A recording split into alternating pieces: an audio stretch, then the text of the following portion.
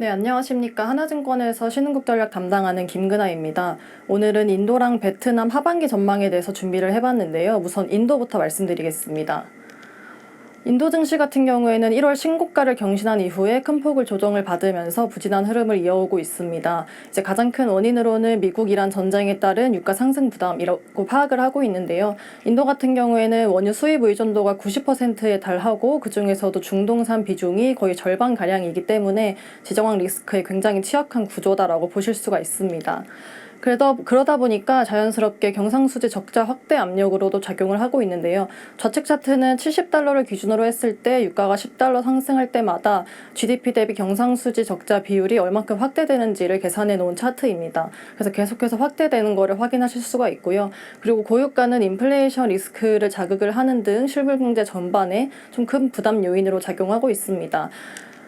그러다 보니 환율 불안으로도 이어지고 있는데요. 글로벌 달러 강세 압력이 예상보다 제한적이었음에도 불구하고 달러 대비 루피아와 환율은 계속해서 약세를 보이고 있고 최저 수준까지 평가가 절하된 상태입니다. 그래서 고유가에 따른 펀더멘털 훼손 우려 그리고 루피아 약세 압력이 계속해서 맞물리면서 인도 증시에서는 외국인 투자자들의 이탈 압력이 계속되고 있는 상황입니다. 그래서 결국에는 지금 당장의 인도 매크로 그리고 증시를 봤을 때 결국에는 전쟁 종식과 유가 안정이 선결될 필요가 있다고 보고 있는데요. 우측 차트를 보시면 대부분의 기관에서 유가가 정상화 수준까지 돌아오는 데는 3개월에서 6개월 정도가 소요될 거라고 예상을 하기 때문에 전쟁이 종식되더라도 당분간은 고유가 부담이 계속해서 인도 증시 상단을 제약할 것으로 전망을 하고 있습니다. 그리고 미국이란 전쟁으로 유가 환율이 계속해서 불안한 모습을 보이는 가운데 이제 인도 경제랑 증시의 추가 부담으로 상존할 수 있는 변수도 있는데요. 크게는 물가랑 관세 리스크를 보고 있습니다. 특히 물가 같은 경우에는 대외 불확실성에 더해져서 대내 요인도 작용을 하고 있기 때문에 향후 추이 확인이 필요하시다라고 판단을 하고 있는데요. 우선 3월과 4월 인도 헤드라인 CPI는 3.4%를 기록을 하면서 예상보다는 소비자 물가로의 전이가 제한적인 모습입니다. 다만 이는 3월 달에 정부가 특별 소비세를 인하한 영향으로 보고 있습니다.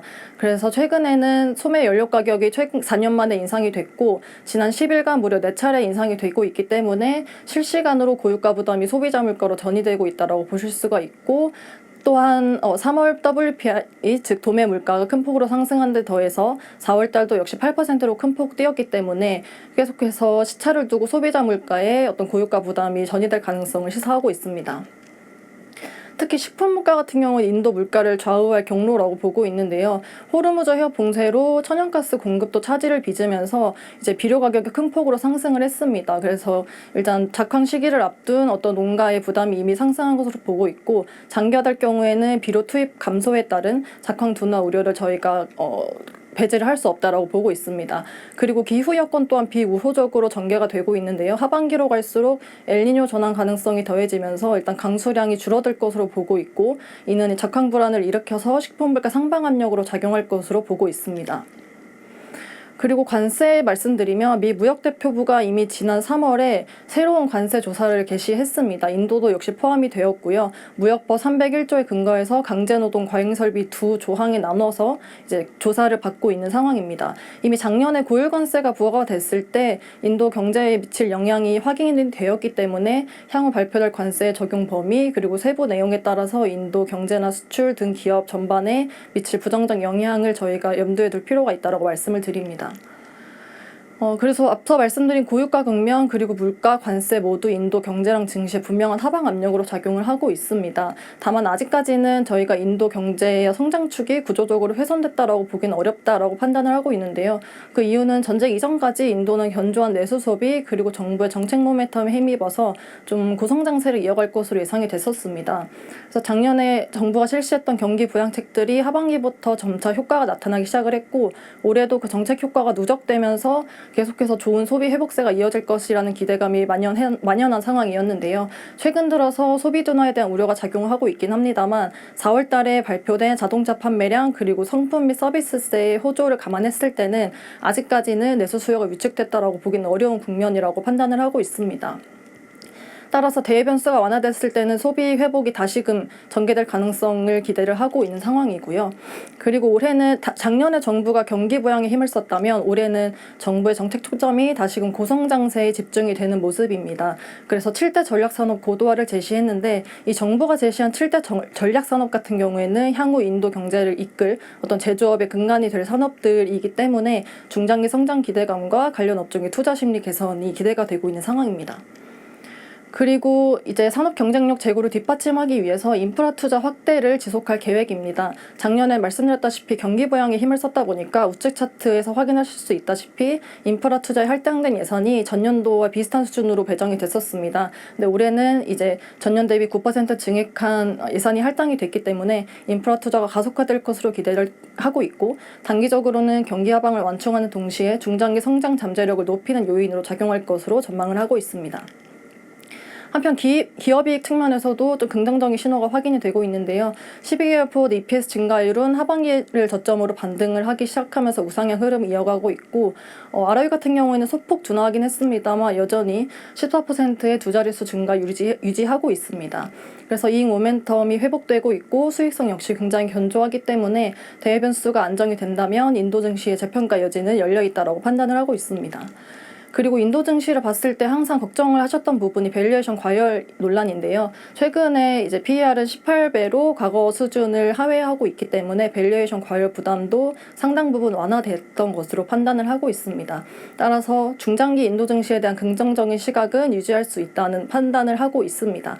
다만 이제 단기적으로 봤을 때는 앞서 말씀드렸던 고유가라든지 환율이라든지 이러한 부분들이 더 크게 작용을 하고 있기 때문에 유가와 환율 안정 여부가 추세적 회복을 결정할 어떤 조건으로 판단을 하고 있습니다. 따라서 하반기에 니프티 50 지수 예상 밴드 상단은 25,858포인트로 제시를 드리는데요.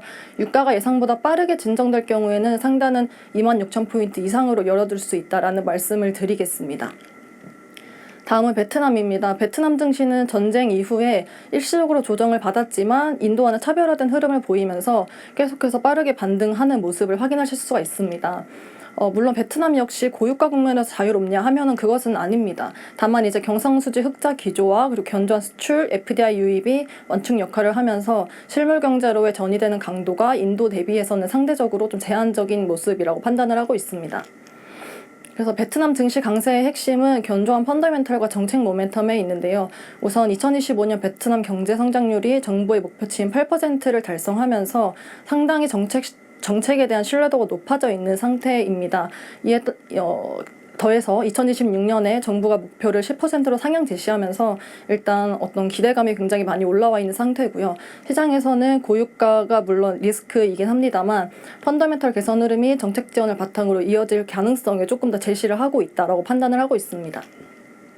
그래서 정부는 10% 목표를 달성하기 위해서 우선 민간 주도 성장 체제를 강화하려는 계획을 세우고 있는데요.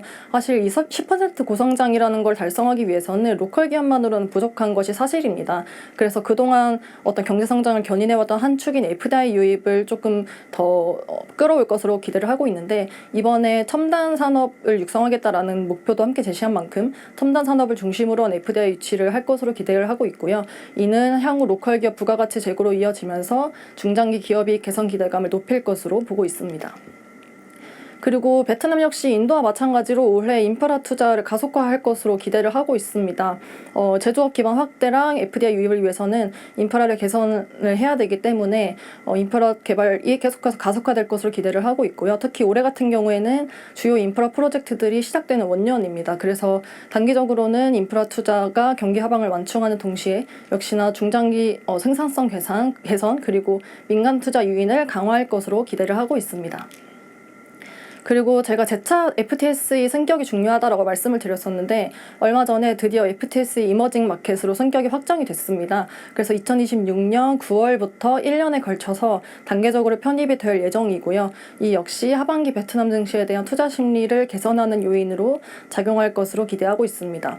물론 이제 패시브 자금의 절대적인 규모가 좀 크지 않기 때문에 단기적으로 증시의 상승 여력을 높일 것으로 기대를 하고 있지는 않습니다. 있습니다만 중장기적으로 외국인 수급 기반을 확대할 것으로 기대를 하고 있고, 또 중요한 게 보다 큰 규모의 글로벌 자금 유입이 가능한 MSCI의 어떤 승격을 위한 중간 단계로서의 의미가 있기 때문에 FTS의 승격 역시 중요한 포인트로 봐주시면 좋을 것 같습니다. 그래서 앞서 말씀드린 것처럼 정책 모멘텀, FTS의 승격에 따른 외국인 유입 기대감, 그리고 기업이익 역시 개선되고 있거든요. 그래서 이 개선 흐름을 감안해서 하반기 베트남 증시에 대해서는 비중 확대 의견을 제시드리도록 하겠습니다. 이상으로 발표 마치겠습니다. 감사합니다.